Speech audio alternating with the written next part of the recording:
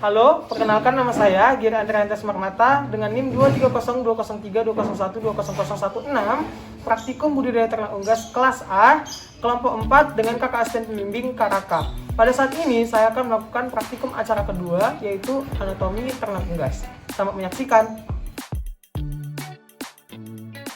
Tujuan praktikum acara kedua anatomi ternak unggas terbagi menjadi 3. Yang pertama, mengetahui bagian eksterior dan organ pelindung pada ternak unggas. Yang kedua, mengetahui organ respirasi, organ pencernaan, organ reproduksi, dan organ-organ ekskresi pada ternak unggas. Yang ketiga, mengetahui berbagai penyakit yang sering menyerang ternak unggas.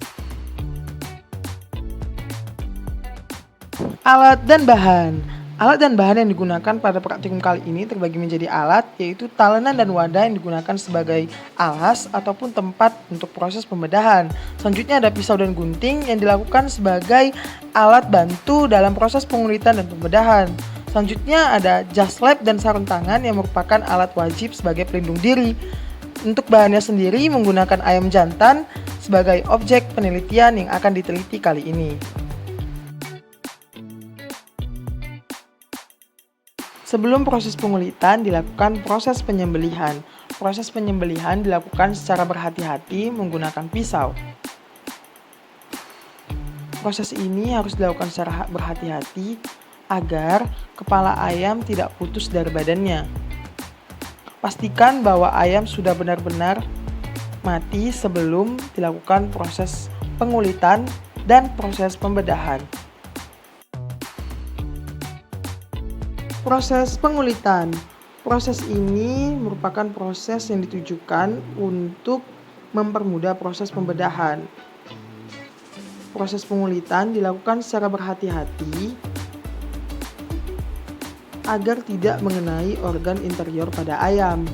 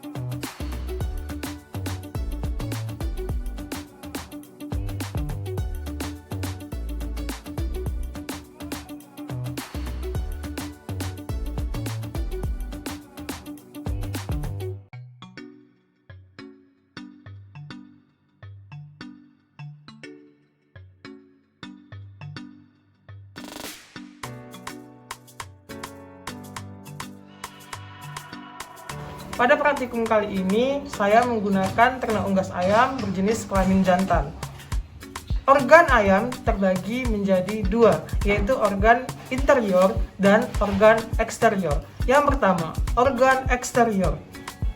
Organ eksterior pada ayam jantan terbagi menjadi jengger, paruh yang berfungsi sebagai masuknya bahan makanan, kemudian ada sayap, kaki, yang kemudian ekor yang menjuntai.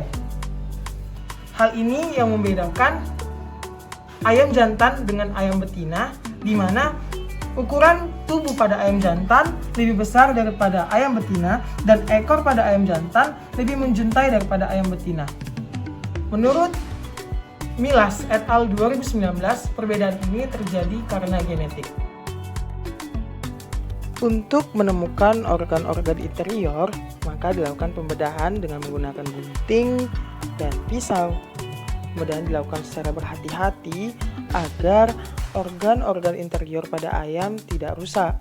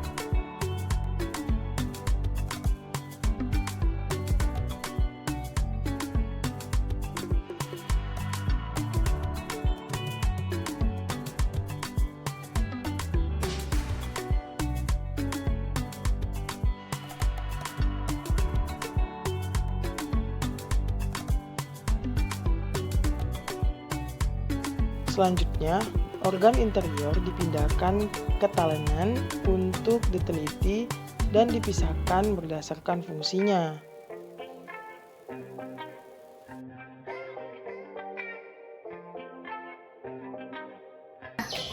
Yang kedua, organ interior. Organ interior pada ternak unggas ayam terbagi menjadi 4. Yang pertama, organ pencernaan. Yang kedua, organ respirasi. Yang ketiga, organ reproduksi. Dan yang terakhir, organ ekskresi. Di depan ini sudah ada organ pencernaan pada ayam jantan. Ayam pada saat mencerna pakan pertama kali masuk ke dalam paru, kemudian masuk ke saluran esofagus.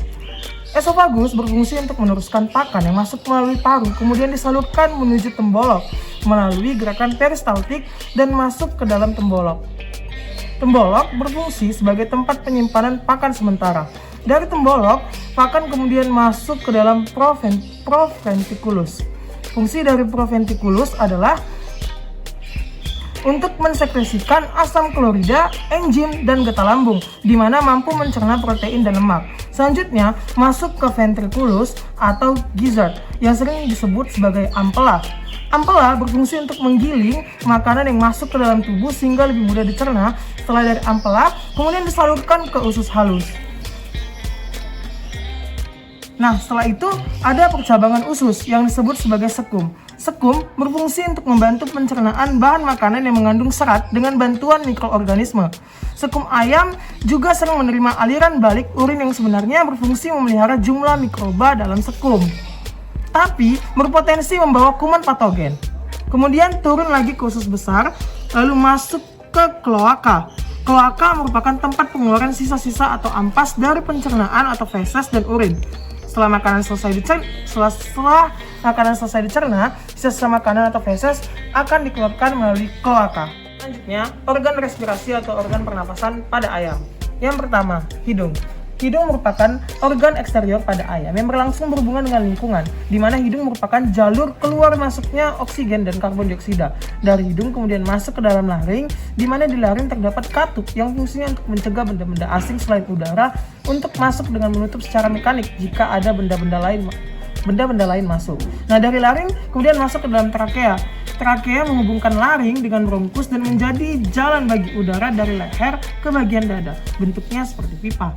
Fungsi utamanya yaitu sebagai jalur udara untuk masuk dan keluar dari paru-paru. Dari trakea terdapat percabangan trakea yang disebut sebagai bronkus. Nah, bronkus ini adalah saluran udara yang memastikan udara masuk dengan baik dari trakea ke alveolus. Selain sebagai jalur masuk dan keluarnya udara, bronkus juga berfungsi untuk mencegah infeksi yang memisahkan paru-paru kanan dan kiri. Nah, percabangan bronkus ini disebut sebagai bronkiolus. Di bronkiolus ini langsung menuju alveolus. Nah, paru-paru ini terbagi menjadi 2, di mana ada paru-paru kanan dan paru-paru kiri. Paru-paru kanan ada 3 gelambir, paru-paru kiri ada 2 gelambir. Dalam paru-paru berfungsi untuk pertukaran oksigen khususnya di dalam alveolus. Selanjutnya, organ reproduksi pada ayam jantan. Organ reproduksi pada ayam jantan yang pertama yaitu ayam jantan memiliki sepasang testis. Testis pada unggas jantan terletak di dalam, tepatnya bagian atas abdominal pada anterior akhir ginjal. Nah, testis berfungsi untuk menghasilkan hormon jantan atau androgen dan menghasilkan sel sperma. Dari testis menuju epididymis. Epididymis merupakan organ berbentuk pipa panjang yang terletak di dorsal medial testis yang fungsinya sebagai saluran jalannya spermatozoa dan pematangan spermatozoa. Dari epididymis menuju vas deferens. Vas deferens berjumlah sepasang yang merupakan saluran berkelok-kelok. Fungsinya sebagai alat transportasi semen menuju kloaka serta menjadi tempat sementara semen sebelum ejakulasi. Selanjutnya, yang terakhir, organ ekskresi. Organ ekskresi pada ternak unggas ayam yaitu ginjal. Nah, ginjal melekat pada tubuh ayam. Nah, ginjal ini berfungsi sebagai organ ekskresi yang mengontrol volume cairan tubuh dan konsentrasi elektrolit. Ekskresi sisa-sisa produk metabolisme, mengatur aktivitas metabolisme seperti transfer aktif, elektrolit, protein, asam amino, dan asam organik, kontrol keseimbangan asam basa, dan metabolisme xenobiotik atau obat. Nah, kemudian ada ureter sebagai jalur urin dari ginjal ke kantung kemih. Nah, kantung kemih yaitu tempat menyimpan urin hingga dikeluarkan oleh tubuh, dan kloaka tempat keluarnya urin. Urin terbentuk masuk ke dalam kloaka yang disebut ureidium. Penyakit pada unggas. Penyakit pada unggas pada umumnya terbagi menjadi 4. Yang pertama disebut sebagai penyakit viral. Penyakit viral disebabkan oleh virus. Yang kedua, penyakit bakteri. Penyakit bakteri disebabkan oleh bakteri.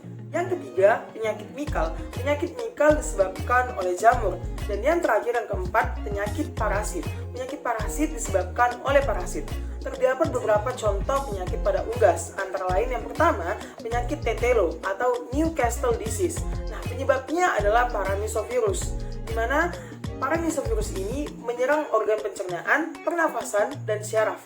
Gejalanya yaitu berupa gangguan pernafasan, pembengkakan pada kelopak mata, terdapat bintik-bintik merah pada proventriculus. Nah, pencegahannya dapat dilakukan dengan pemberian vaksin seperti vaksin strain F, K, dan Lasota, serta biosecurity dan sanitasi yang baik. Yang kedua, penyakit snot atau coryza. Nah, penyakit ini disebabkan oleh bakteri Haemophilus gallinarum. Nah, di mana penyakit ini menyerang semua umur ayam dan terutama menyerang anak ayam. Biasanya penyakit ini muncul akibat adanya perubahan musim. Nah, gejalanya seperti pengeluaran cairan air mata, terdapat kerak di hidung, nafsu makan menurun, ayam ngorok dan sukar bernafas, pertumbuhan menjadi lamban. Pengobatannya dapat dilakukan dengan pemberian preparat sulfat seperti sulfadimetoksin atau sulfatiazol. Dan yang ketiga, Poulpox atau disebut dengan cacar jengger ayam. Nah, penyakit ini menular karena disebabkan oleh virus. Nah, gejala klinisnya yaitu berupa lesi pada kulit di daerah kepala, lubang hidung, di tempat yang tidak berbulu seperti kaki dan pantat, lesi difterik di daerah mulut, dan pencegahannya dapat dilakukan memberi vaksin virus cacar unggas hidung. Pengobatannya dapat dilakukan dengan mengolesi iodium pada luka cacar. Nah, demikian video praktikum acara kedua saya. Mohon maaf jika ada kesalahan. Semoga video saya dapat memberikan manfaat bagi kita semua. Sampai jumpa di video selanjutnya. Dadah!